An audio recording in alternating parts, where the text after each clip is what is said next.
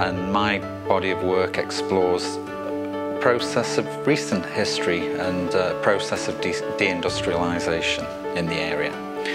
So I kind of look at skills which have been displaced over the last 30 years and which are no longer relevant to that industry. And I'm looking at ways of maybe repurposing or rethinking that knowledge rather than it just getting lost. So my process really is a kind of hybrid ethnographic kind of approach. And yeah, it's important for me, for these people to have a voice and to have a platform to share their knowledge. And I think it's really important to step back and start unlearning, you know, all the things that you were told to do and to do right and wrong. I think there's not a right and wrong, you find your own way through things. So I've really been lucky to have a great group to work with who've been very receptive in terms of trying things.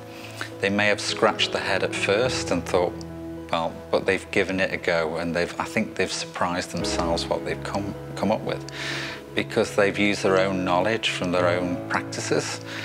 And again, we've just rethought that knowledge, and it's not really been about making anything. It's just a period of kind of discovery and reflection. And I think the good things will come later, but I think it's just really important to have this phase of just experimenting and not worrying about what the outcome will be.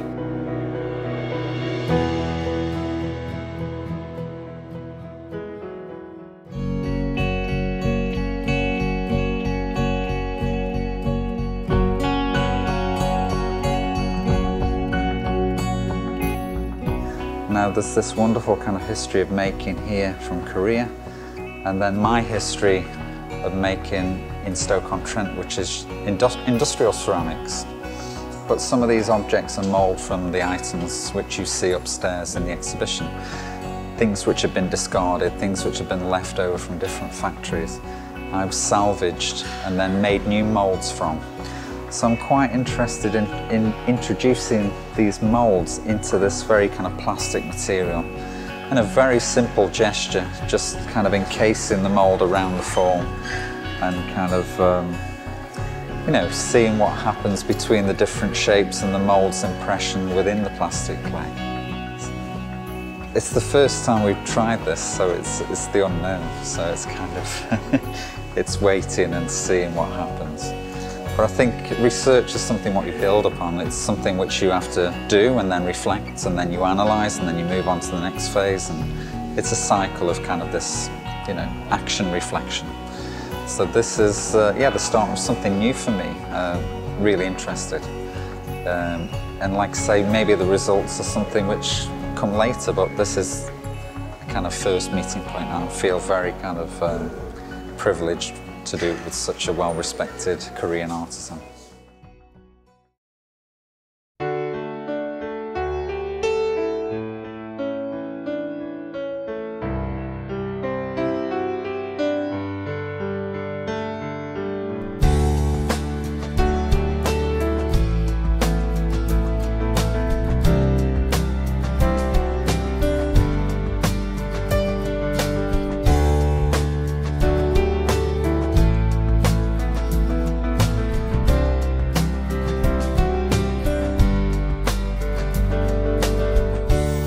지금 90년대까지는 괜찮았어요. 그 뒤에 이제 조금씩 하면서 일본 사람들이 좀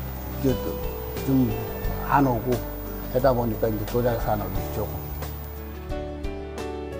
지금 왜 그러냐면 지금 이제 전통을 하는 사람들이 힘든 게 진짜 그 애호가들이 그만큼 그 소장을 해주고 해야 더 좋은 작품이 나오는데 그게 소장을 만들어야 팔리지 않고 하니까 더 좋은 거를 만들 수가 없죠. 그게 이제 그러니까 점점 죽어가는 건데 조금 좀 안타깝게 생각해요.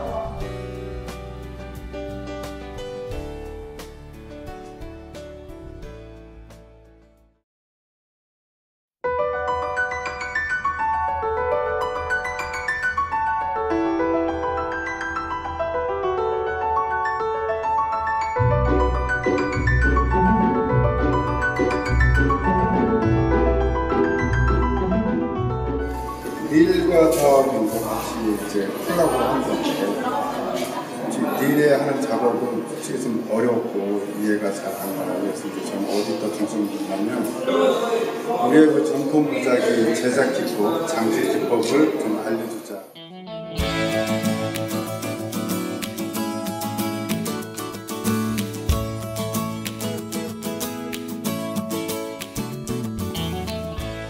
Very much interested in kind of examining traditional knowledge and skill.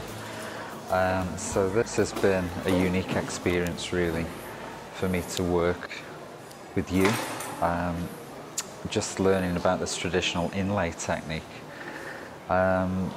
So it's almost a kind of mini apprenticeship in a way. So it's just through observation, through copying, through imitation, through making mistakes, yeah, learning just through haptic knowledge and through kind of looking.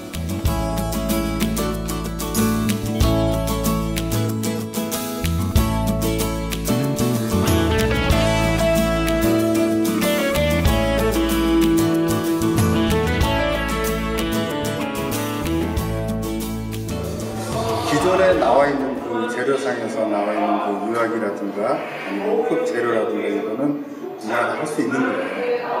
하지만 이제 그게 이제 옛날 방식이고 생산성이 좀 떨어지긴 하지만 순수 유약이라든가 아니면 소지라든가 이걸 직접 만드셨어요. 그래야 남들과 차별화된 제품을 만들고, 그래서 지금도 저는 유약을 제 스스로 만들고 있고, 가능하면 이제 그 모든 제품에 적용되는 건 아니지만 특히 뭐 향로라든가 항아리라든가 전통적인 거는 제가 직접 수기를 해서 이렇게 사용하고 있죠. 가끔가다 이제 아버지 작품을 구매하시려는 분들이나 아버지의 그 옛날의 기록들을 요구를 하시는 분이 가끔 계세요. 그런데 저도 생각해보니까 없는 거예요. 아버지랑 찍은 사진이 작업하면서 같이 찍고 뭐 저런 사진. 그래서 이게 참 안타까운 그런 상황이고요. 그다음에 더 한 거는 뭐 저희 아버지는 그렇게 유명하시진 않았지만 그 이천에 그 유명하셨던 분들 있잖아요. 김문호라든가 해강청자라든가. 근데 그 공장 터에 가면 지금 그 연립주택 무슨 뭐 물류창고 이런 게 들어 서 있어. 그러면 그 찬란했던 우리의 그 근대 도자 역사가 없어진 거나 마찬가지예요. 그 자료를 나중에 어디서 찾을 건지 참 그런 거 생각하면 좀 안타깝죠. 지금이라도 좀 그런 영상 자료라든가 그런 걸 좀 잘 좀 보존했으면 좋겠습니다.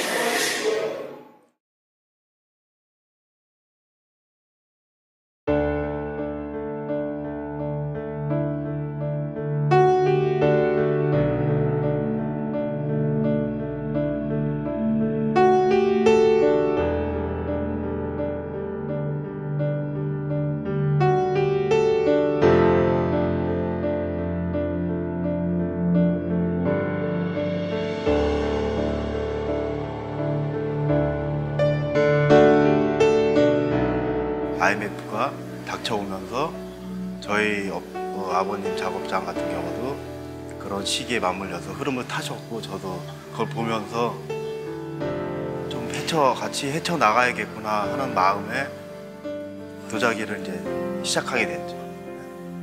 흙이나 유약을 엄청 중요시 하십니다. 원래에 대한 중요성을 아버님은 그렇게 생각을 하고 계시고요. 저 또한 그거를 바탕으로 이제 작업을 아버님과 함께 작업을 하고 있어요.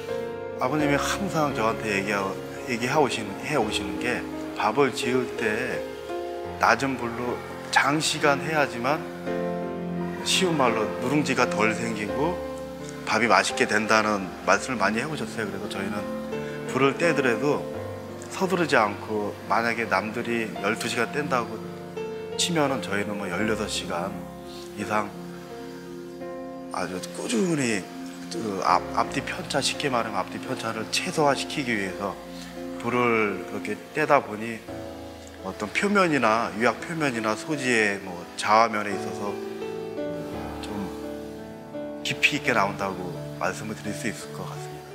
하나하나 이제 뭐 재단이나 그런 데서 어떤 큰 틀에서 어떤 그 역사적으로 그 시대순에 맞는 어떤 사람들의 어떤 기록이나 그런 거는 재단에서 어떤 큰 단체에서 할 몫이라고 생각하고 주위 어떤 선후배에 대한 어떤 도자에 대한 여러 가지 기록들이 있잖아요. 사진이나 뭐 그런 것들을 틈틈이 각자가 좀 기록하면서 해야 되지 않을까 싶습니다. 그러면서 그 기록이 모아졌을 때 여주 이천 더 커서는 대한민국의 어떤 역사나 그런 기록이 되지 않을까 하는 마음으로서 저도